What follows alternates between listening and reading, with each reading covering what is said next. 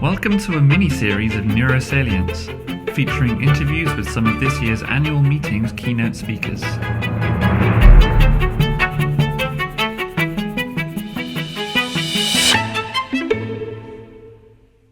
Okay, so we're super happy to welcome today Dr. Joana Cabral, who is a principal investigator at the Life and Health Sciences Research Institute at the University of Minho in Portugal, and also an assistant professor at the University of Lisbon.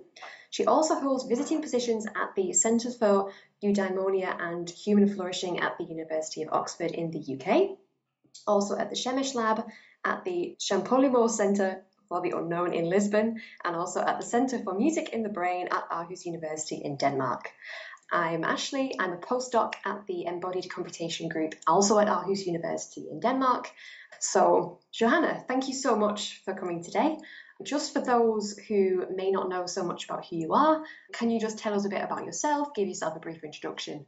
Hi, Ashley. Really, thank you for the really kind introduction and for inviting me to speak today. Well, what can I say about me? Well, I'm Portuguese. I was born in Porto 41 years ago. And since my earliest memories, I remember I've always been a very curious girl, like trying to make sense of the world and trying to understand how things work. I always felt science was one of the most amazing things, and I always excelled in these scientific disciplines and everything. And I think also coming from a family of engineers, I always said I wanted to be an engineer.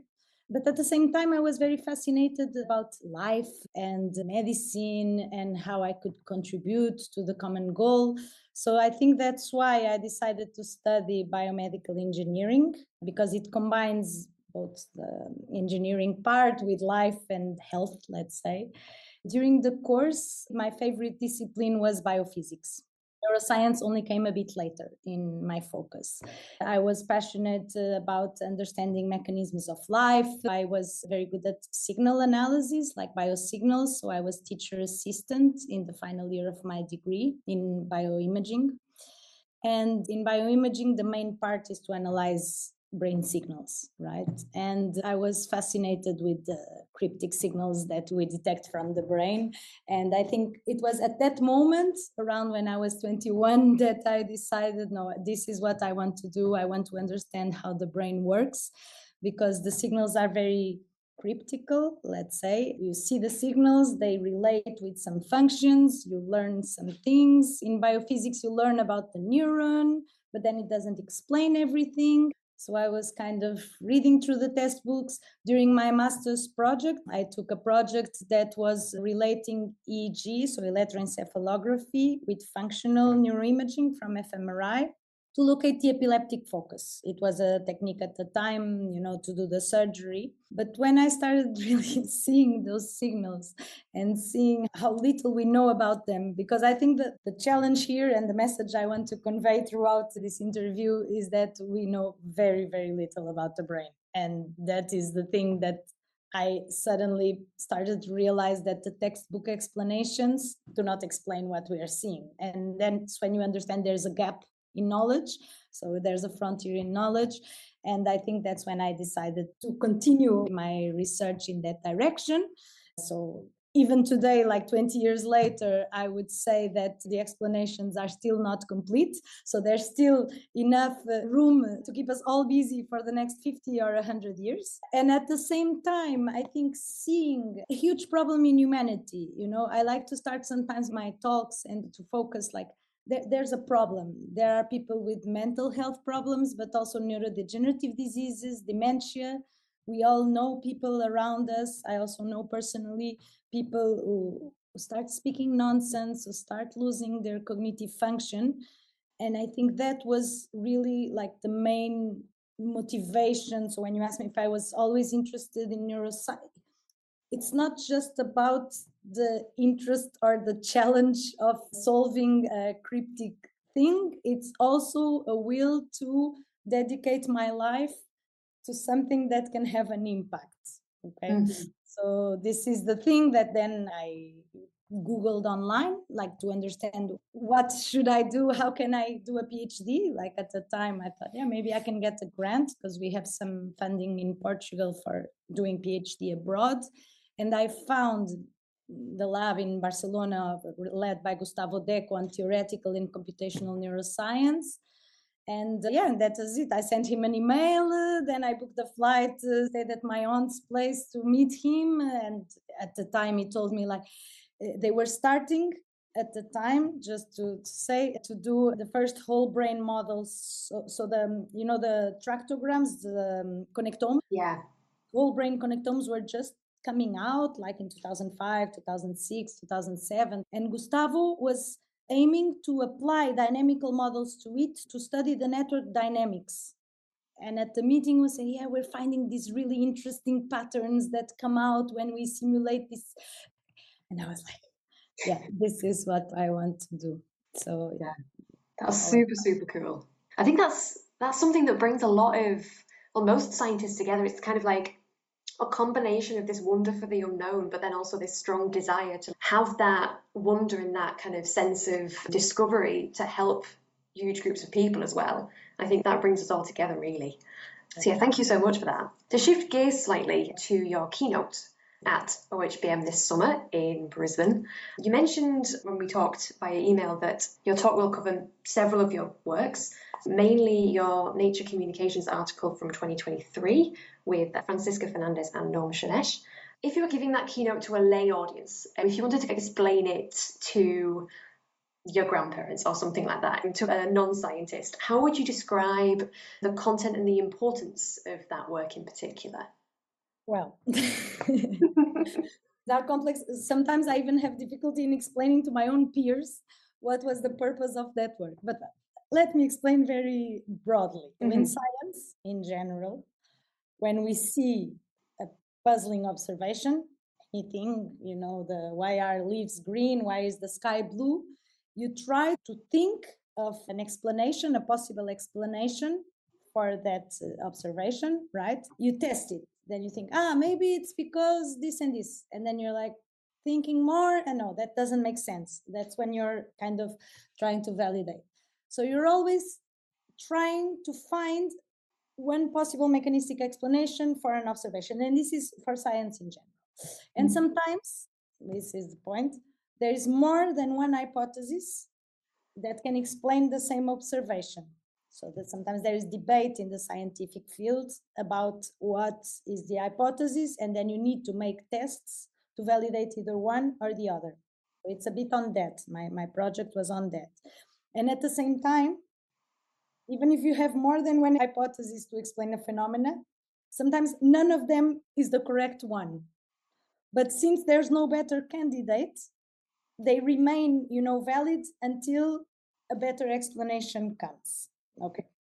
So one of such puzzling phenomena that lacks a complete explanation is spontaneous brain activity.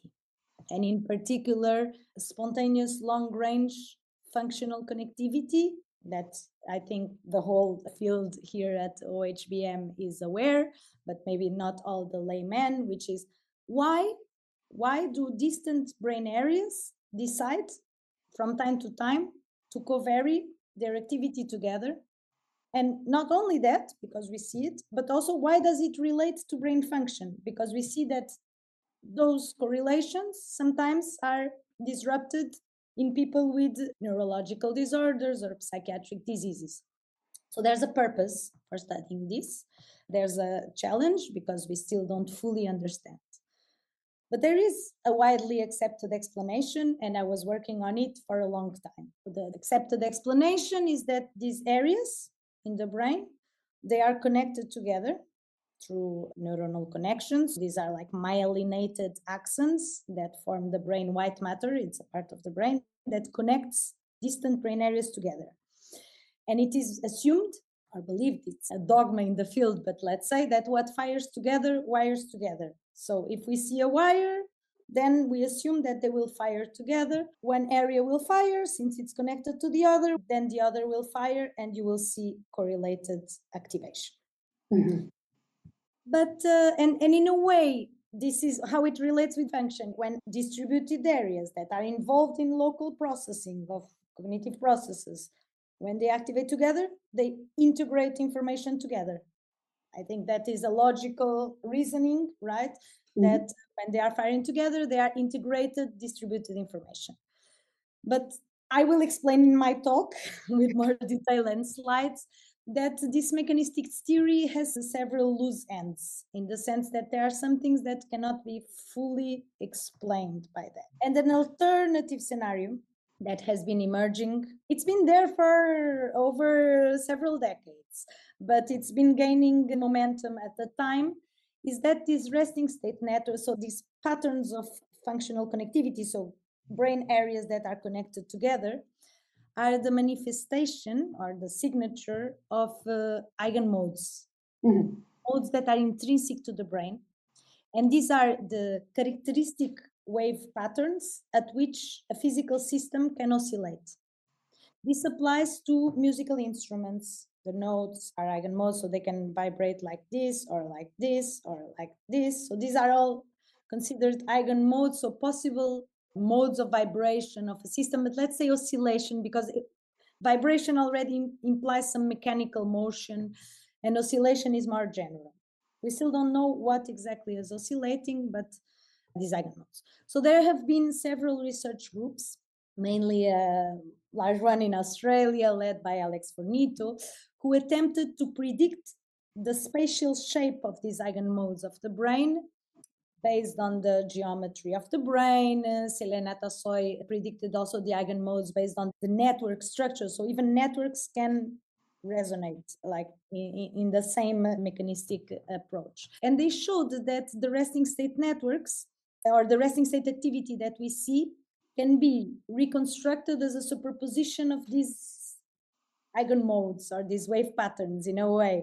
So the general picture would be that what we're seeing in the brain is this superposition, like these multiple modes that are vibrating like echoes inside the brain that are there even during rest. And they could be activated, for example, just by noise. A system that has eigenmodes, if you just perturb it with noise, you will hear this, and then like it reveals the structure. Some ways to, when you cannot access a structure in physics and in engineering, just by hearing the sounds, you can see, or by detecting some wave patterns. So the thing is, okay, which mechanism should we take? There's this leading theory, there's this emerging theory, but how can we disambiguate this? Okay, so my thought was, if the eigenmodes are these characteristic patterns at which a physical system can oscillate, then if the resting state networks are eigenmodes, then they should oscillate for some time when they are excited, because it's like something that when you perturb it, it decays back to equilibrium with an oscillation. Like when you perturb a note or a membrane of a drum, you do boom, a single pulse, and then it will return to equilibrium. Sometimes I like to make this type of sounds, visual videos, to explain what does it mean that a mode, when it's excited, it doesn't just stay there up and then decay to the baseline. It switches between positive and negative values around the mean. On the other hand, if we're just talking about co-activation patterns, like the neuronal propagation, they activate and then they deactivate. They shouldn't rebound, in a sense. So that was precisely my question. The goal of the work that was published in Nature Communication. So putting also a bit of my personal experience and personal life here, when I returned to Portugal, I was spending most of the time close to Lisbon. My university is a bit in the north. And I contacted this group at the Champalimau Center for the Unknown. They have a scanner that scans rats. I had never worked with rats, but I knew, and I was reviewing some works where they really show resting state networks in rats. So we see them, we see videos of it, we see that they activate. There's an acknowledgement, it was published in Nature Neuroscience, that the rats also have resting state networks. So I asked Noam, I need to understand if these modes oscillate or not. The temporal resolution of fMRI that we are using in humans is so low that we cannot filter out respiration, heartbeat. It has a lot of what is called aliasing from faster frequencies. So it's very hard to do really a power spectrum and see if we have a clear peak or if it oscillates.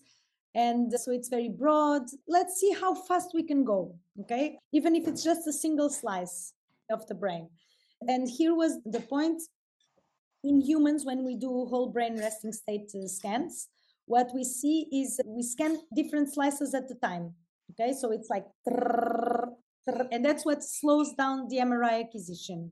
Okay, and so what we did was to focus on a single slice, a slice of the rat brain that we know that captures resting state networks, that we see the default mode network and all of that. And we went into the scanner really pushing the boundaries and the limits, because this was unprecedented temporal resolution, and we reached 38 milliseconds of temporal resolution. Oh, wow. So we have one slice, one image of one slice every 38 milliseconds. So this is close to what your eyes can see. We got 26 frames per second. Our eyes can see at 25. So it's really nice because you suddenly see, what is going on. And when I plot the videos and started seeing those images, we could really see the DMN switching between positive and negative versions of itself. So in a way, this study validated, and we saw that the modes not only look like standing waves, because that was what the other ones were doing. Okay, they have this shape where you see some areas go up while the others go down.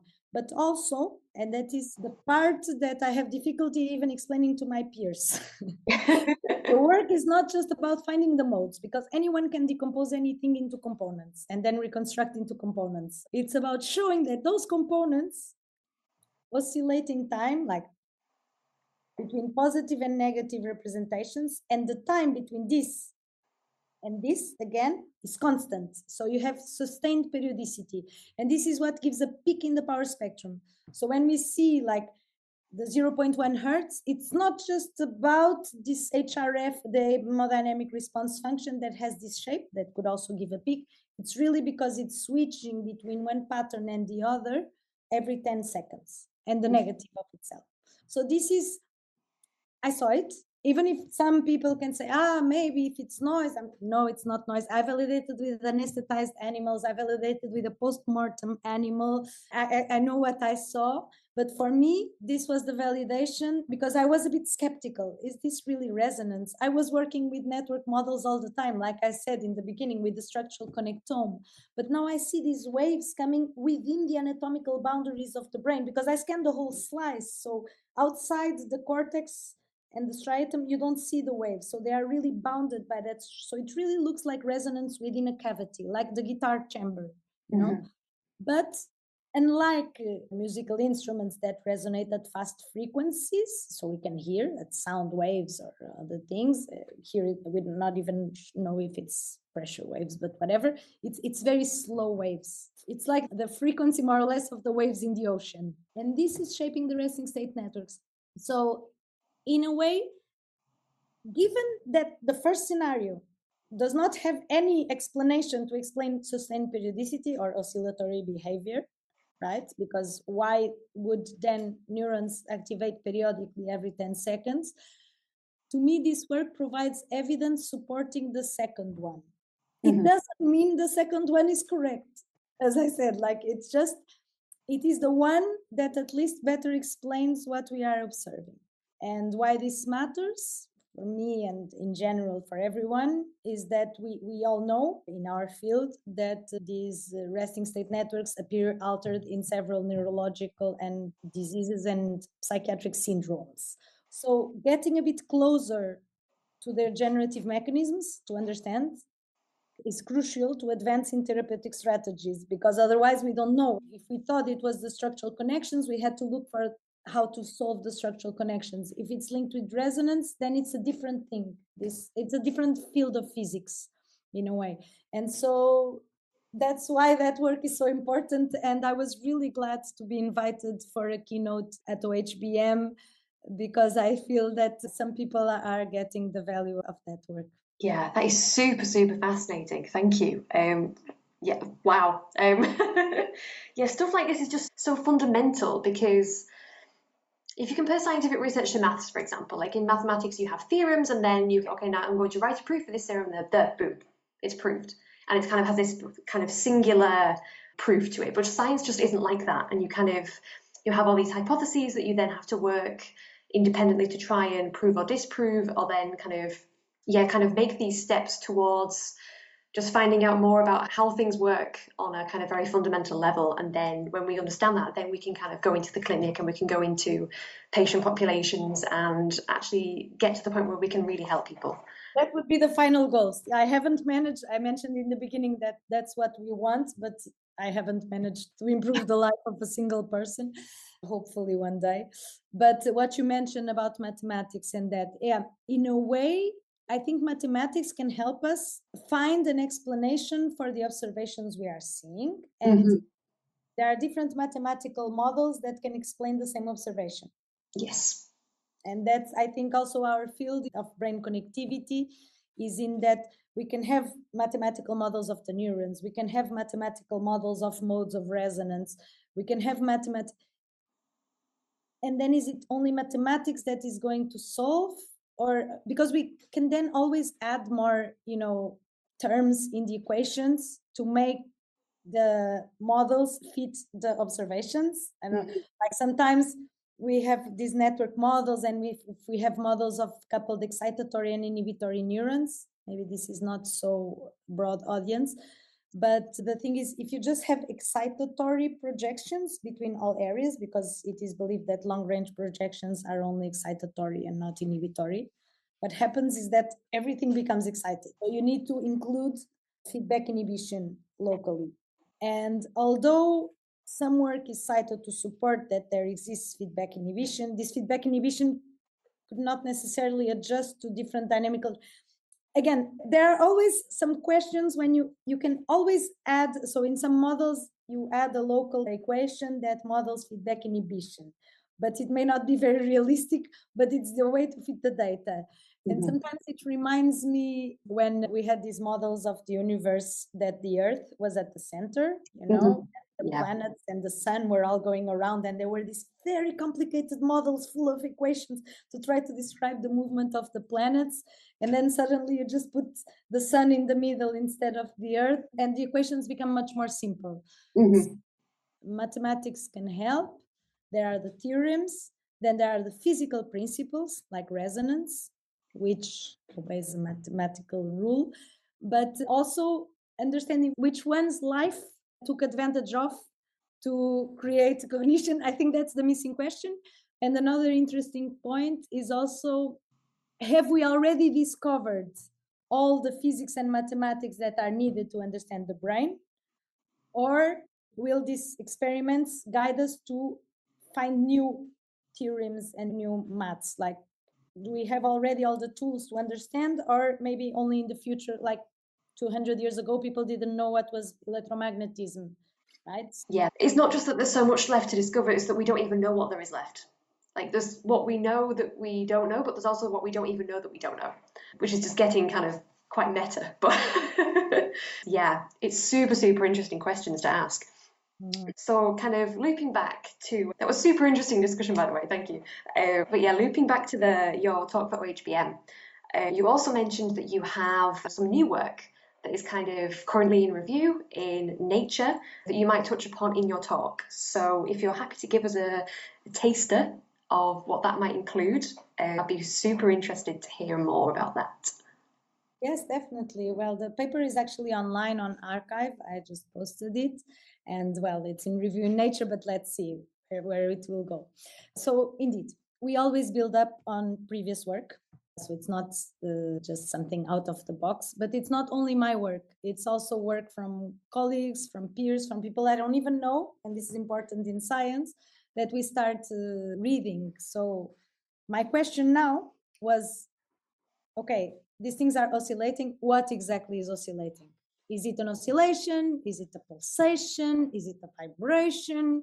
Because the oscillations we see in fMRI, they are very slow to reflect the propagation of neuronal activity. So it's not like neuronal activity is going back and forth every 10 seconds. Actually, the frequencies that we capture in the resting state are in the same range of frequencies associated with lymphatic pulsations, which is a new field of study. It's growing a lot. And these lymphatic pulsations, they're associated with glia cells, like it's tissue in a way, pulsations, and they contribute to cerebrospinal fluid motion. Mm-hmm. And it has been shown, there's a science paper in 2019, that fluid motion can be detected with EPI, the echoplanar imaging sequences that we use in fMRI. So a growing number now of works, not necessarily at OHBM, but mostly at the ISMRM, which is this other conference on magnetic resonance in medicine, are engaged in exploring this coupling between the signals in the ventricles and the signals in the brain. Mm-hmm. When I started reading about this, I was like, oh, wow, I never really thought about the ventricles. And now suddenly, every time I see talks, I see activation, I see how close things are to the ventricles. And it's, well, but people have been, so they take a voxel, the fMRI is a voxel inside the fourth ventricle, which is an area here in the bottom of the brain, and the global signal, the global fMRI signal, okay? And they are showing that the global signal is kind of in antiphase with the signal in the fourth ventricle. Okay. Yeah. And this is particularly strong during deep sleep, but also during wake. And they are showing that this antiphase coupling is reduced in neurodegenerative diseases like Parkinson's disease, Alzheimer's disease. So they are proposing maybe this is related with alterations in fluid motion. Brain clearance mechanisms. In general, this is the term, is this global signal linked with brain clearance mechanisms? So a failure in that would lead to accumulation of toxic proteins, neurodegeneration. Okay. Mm. So in this work that I have now in submission, that is in revision, I started analyzing the signals irrespective of anatomical location, looking at all the ventricles, even the lateral ventricles, the fourth ventricle, and that there is more than one coupling mode between the brain and the ventricles. There's a repertoire of modes. So the ventricles are coupled with the signals in the brain. Mm-hmm. There's a repertoire of signals. Some of these modes that I nicknamed brave modes, so brain ventricle modes, Mm-hmm. are altered with the progression of cognitive decline. Mm-hmm. So already in early mild cognitive impairment, okay, that mode of brain versus ventricle decreases, but also other modes that reveal, some of them, different resting state networks. So here comes the critical thing for me that was like, wow, okay, so maybe resting state networks like the default mode network, it appears very clearly. The default mode network is in phase with the signals in the ventricles and out of phase with the rest of the brain. The lateral frontoparietal network correlates with memory scores. So the more you have it, the better your memory. And then in people with cognitive decline, it looks like the signals from the ventricles are more weirdly associated with signals in the brain. It looks more diffuse propagation. Mm-hmm. But for me, I find it very exciting because for a long time I was trying to understand what is this. And based on, again, hypotheses that were proposed by other people, in this case, Vesa Kiviniemi for me was very inspirational, as well as Laura Lewis. And to think maybe resting state activity related with alterations of fluid motion that may not just be important for clearing the brain, but also for bringing nutrients to the brain.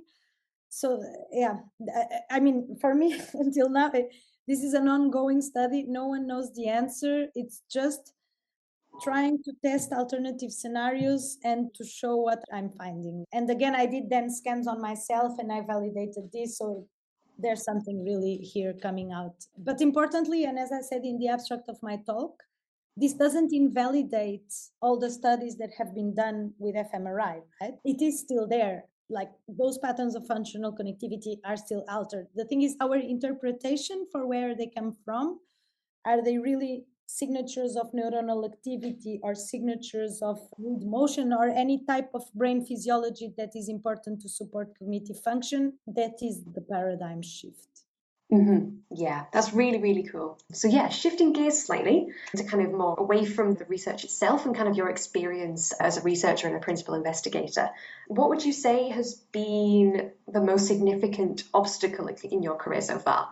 A lot of people talk about kind of the greatest achievements and kind of all the shiny stuff, but yeah, what would you say is the greatest kind of obstacle or difficulty that you've experienced, and how did you overcome it?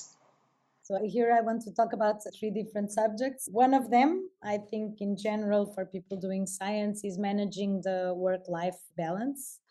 As you know, we are required to move between countries, to go to international conferences, to have a kind of international career. And at the same time, I am from Portugal. My family, my parents, my sister, and my partner was in Portugal. My kids were born in Portugal. I wanted to be in Portugal. And for me, I would say the largest challenge was really to be able to maintain international visibility, to manage to go to the conferences without compromising being with my kids, with my family, with my friends.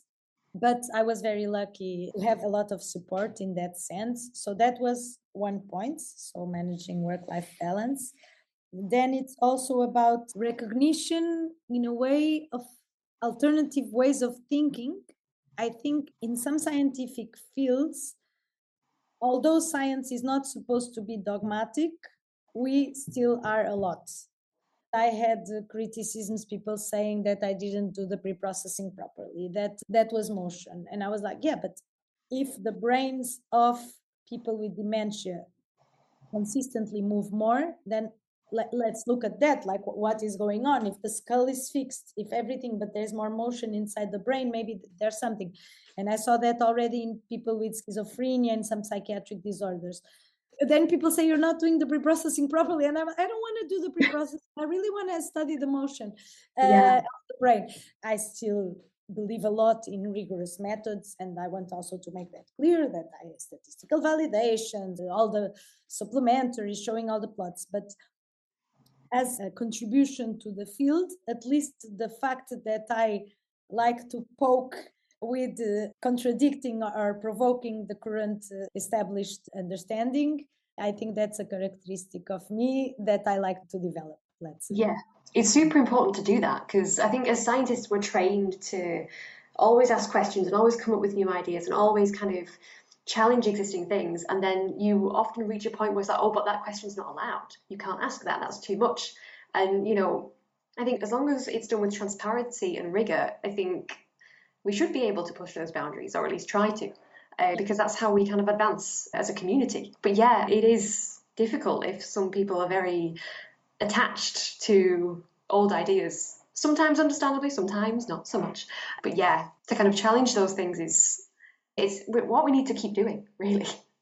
Actually, Yeah. that's funny because I'm challenging or disproving my own works from the past. And this, Gustavo Deco, my PhD supervisor, I remember he had a work saying that noise played a role, right, on the switching. And then we had another work where we could find this metastability without adding noise.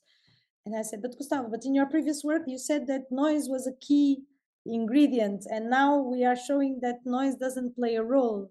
And he said, no, it doesn't matter. I mean, there was no explanation. At least we proposed that noise plays a role. We proposed that noise doesn't play a role. We showed the two possible scenarios. One will be correct. That's great, though. That's great. Because if you have an experiment early on in your career, oh, we found finding A, holding on for dear life to finding A is not going to help you with finding B or C. You kind of have to let go of the ego a bit and say, okay, maybe we were wrong and it's okay. So, yeah. So yeah. that's another message, I think, for everyone. Like, don't worry if you suddenly realize what you did was wrong. Just follow what you feel is correct. And like you said earlier, there's certain mathematical concepts and physical and biological concepts that we might not even be including in any of our modelling or any of our research that we just don't know about yet. And we might work with finding A without that knowledge. And then many years down the line, all of these new kind of methods, these new concepts come about. It's like, well, maybe finding A was right at the time because we used what we had. And now we have more that's kind of more advanced and more suited to that problem. And, maybe we were wrong in hindsight. So it's very much something that moves with the times as well. I like the people who show, with the maps of the world before we knew the world was round, and there were these monsters on the sides, and that to try to explain. I feel we are a bit on that level, and it's important to allow creative thinking, brainstorming, because it's the only way to move a bit forward. Because some people comment that the field is stuck, that we are, stationary and just reporting one more study showing this, and we need to allow or motivate different hypotheses. Exactly. Yeah. So kind of going from obstacles to a more positive effect, is there anybody who you would say has been particularly influential in your career so far? And how have they kind of helped you and inspired you with your research? Well, there are several people. I'm blessed that I have met many inspirational people on the way until here. I mean, going from primary school teachers that were really stimulating, and some of them like really, I had one particular one, Danielle, who was really always criticizing like some things from society, from even scientific knowledge, and others, let's say this one more critical, but others demonstrating like the importance of rigor and discipline at the same time, that I think those things were very important. So we are all shaped by the people that surround us. But maybe the biggest influence in defining my career path, because when I studied biomedical engineering, I thought I would go and work for a company, and then I had a professor in biophysics who was also my master thesis supervisor, and who brought me to the first scientific conferences. We wrote the first paper. So there was a conference in Ljubljana, another one in Portugal. And that's when I started how I could do a PhD, how I could look for funding. So I would say we are still friends up to this day. And so I think, and it was someone, like, it's not like an academic, but he was someone like Richard Feynman, who was making science fun and engaging, and everything he was saying was so fascinating that I think that was very stimulating. Then my PhD supervisor, Gustavo Deco, we are also still friends until this day, and who was very inspirational also by stimulating creative thinking and also supporting any alternative ideas I proposed, and also being very open-minded. And he was very important in that sense. He motivates independent thinking in your PhD. So he used to say he has a very good way of supervising. He doesn't supervise. He waits for the students to come and to show him ideas and to demonstrate. So I think this was very, very nice. He also introduced nice people. So Gustavo is a very well-known person in the field as well. And then he introduced me to my postdoc supervisor, Morten Kringelbach, which you probably know as well. And Morten was also an amazing person, a good mentor in the sense of supporting me when I needed to be in Portugal. I had 2 young babies, and he allowed me to work remotely in Oxford. So for 2 years, I was going back and forth to Oxford, but supervising excellent PhD students. We made several works together, going to Aarhus as well. And at the same time, this gave me the opportunity to continue my career. So this was also very important, because otherwise I could have lost it. Having 3 kids in 5 years, then came COVID when the little one was 3 months. So it was really like, but for me, it was my pastime, my escape, the science part. It was something like perpendicular to what was happening in the house and the chaos of the babies, and really something that I could find a peace of mind and find myself. It's nice because when I'm doing science, I feel comfortable with myself. And I need to say, of course, that my family was fantastic. My parents, the father of my kids, for staying with them when I go abroad, because at some point I was traveling more than once a month, even now. Last year I was in the 5 continents. I went all over the world. This year it's starting again. So it's very important to have this support, I would say. Yeah, awesome. It's so important to have such a support network. As scientists, we do so much and we travel to so many places, but then kind of we're not islands. It's almost like we need a village, basically, especially if you have a young family and you're traveling here, there, and everywhere as well. And that support is vital. Do you have any advice to offer for young researchers, early career researchers, to help them kind of navigate their careers, their futures?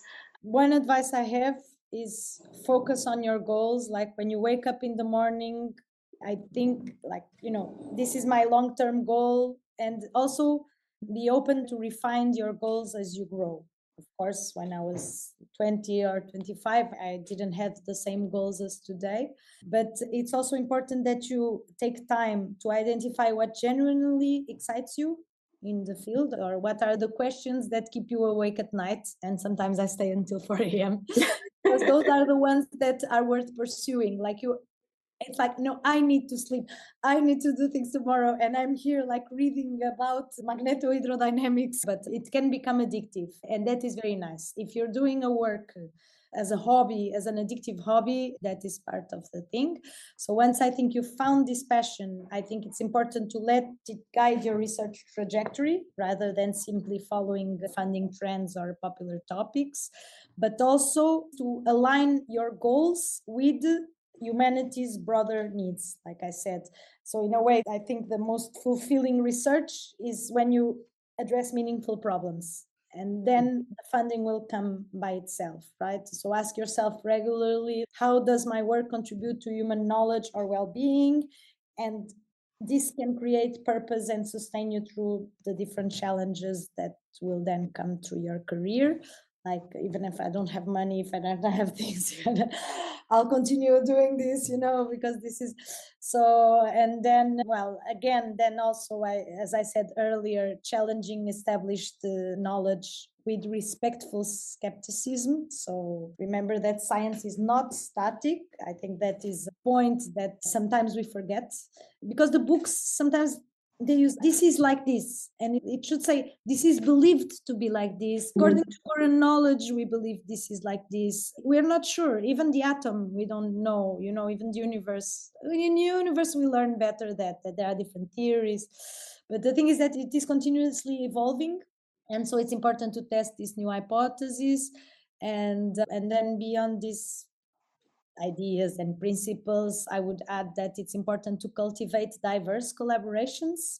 So have these cross-disciplinary partnerships, to also, because so don't limit yourself only to the same researchers that you already know. Sometimes you may get into conflict. It's important to have a diverse group of people with you. Another very important point in science is to develop resilience, because rejection is part of academia, whether from journals, from funding bodies, during peer review. And it's important to separate criticism of our work to criticism of ourselves, and use this feedback constructively. And in that sense, also surround yourself with people that genuinely support your development. So it's not just about interests and things. Overall, maintain balance, because as I said, for me, it was very important to keep my family, my career. I know not everyone manages to do these things, but think well, because your research matters, but also your well-being. Sustainable success also requires periods of intense work, but you cannot hold it forever. Like, you cannot stay working. I did those things of working until 8 a.m. in the morning, and still with kids, sometimes I do, because I have deadlines and I need to work. But this is not sustainable in the long run. This is a resistance career. And so it's important to really make an effort, put in your calendar that you need to rest, you need to go and run in the nature, or do activities outside the lab and the office with friends, because sometimes if the work is not working well, it's important to be able to escape. So yeah, I'm sorry, I gave a lot of suggestions. No, but that's all really, really great advice. And it kind of feeds into what you already said about having that support network as well, and kind of finding that balance between the family time, and then people also supporting you to help you with those intense moments where you have like many upcoming deadlines and you have a lot of intense work that is kind of in the short term going to be super, super busy for that time. But speaking of goals and what keeps one up at night until 4 a.m., what would you say, just to wrap up, what would you say you kind of want to accomplish in this line of research over the next few years, the next 5 or 10 years, say? Well, really, honestly, because I have many dreams. Okay, I'm trying to cure dementia. I'm trying to improve mental health, All doable things. Sometimes I say, well, I may not get there, but at least I'll die trying. But for me, really trying to find something that could halt the progression of cognitive decline, or in my wildest dreams, revert it. Because if we are able to re-nourish the brain and regenerate neurons, and people can come back, it looks like an impossible dream, but it's not like time traveling. It's really about making it work again, because in the early stages of cognitive impairment, it's temporary. So you can lose, but then people have what they call paradoxical lucidity. So it's moments of lucidity again. So it means that the mechanisms that support lucid state of mind, not lucid dreaming, I'm really talking about lucid cognition, being aware about oneself, sometimes it fades and then it comes back. Or so it suggests that maybe there's an extra ingredient that we need to tune. So I think it's possible. I don't know how long it can take, but I think as long as we make that breakthrough, it can be quite fast. I also believe that if indeed we find that there's a failure in these fluid motions and dynamics in the brain that we have been completely overlooking, and not only they contribute to cognitive decline, but maybe small failures may already lead to psychiatric problems, maybe understanding that better can also improve mental health. So, I try to see it as a possible outcome, even if I say it as a joke and people take it as I'm joking. But it's important to dream. Once I was reading something in the computer on a MATLAB, and the colleague said, "So what are you doing?" And I'm saying, "I'm here trying to solve the brain," that I usually say. And my colleague said, "Okay, let me put your expectations clear. You won't." And I'm like, "I want, why? Like, I don't look like someone who can, like, I need to look differently, someone will, of course I want, of course there are very little probabilities, but this culture of continuously, no one will. It's like, come on. I mean, otherwise we have a that attitude doesn't get us closer to the solution. It's kind of like, oh, well, they didn't and that person didn't, so why will you? It's like, well, why not? Yeah, exactly. It's just that. So we're a bit, bring it back. I have a friend who says that I'm like the Powerpuff Girls, like we believe we're going to save it, and together in groups of people, let's work together in that direction. Yeah, maybe not 5, maybe not 10. If it works, if we find therapies, I'd really like to promote non-invasive therapies for improving mental health. But also, I'm very interested in the questions of consciousness and life and even the spirit. I believe there's something more than just the body. I know we have our body, but then when we die, something is gone. And I think the self, more like this emergent entity. And when I say the spirit, it's more like the electromagnetic field. It doesn't wait or something, but it's more about how atoms and energy is arranged, and that field of energy is what animates your body, and all animals are all animated entities. And in a way, this is how I characterize death, right? Is when you lose those electrical signals, the body is still there. And so I would go back not just to the neuroscience, but back to life itself. Yeah, I think it's super interesting, but so crucial to kind of have those big questions and those big goals, because in a lot of what we do, it's so easy to get lost in the weeds of what we're doing. What are you doing today? Oh, I'm trying to optimize this parameter alpha to do this, this, and this. Yeah, but why? Why alpha? So it's really important to remind ourselves, okay, why are we coming to work today? Because we want to solve the brain. And yeah. If we don't, at least we have enough to keep us all busy for the next 50 years, because it's not going to be like this, right? So yes. Exactly. Like, we never know. Like, all of our research could just be small bricks in the building of a massive road, and kind of 50 years after we're all dead, somebody might pick up that and then build on it, and they might discover something phenomenal, and we'll never know. So, everything that we do is super, super important. But yeah, I think that's a great point to finish on. So thank you so, so much for the interview today. We're all very excited for your keynote lecture at OHBM in the summer. Thank you so much. Welcome to a mini-series of Neurosalience, featuring interviews with some of this year's annual meeting's keynote speakers.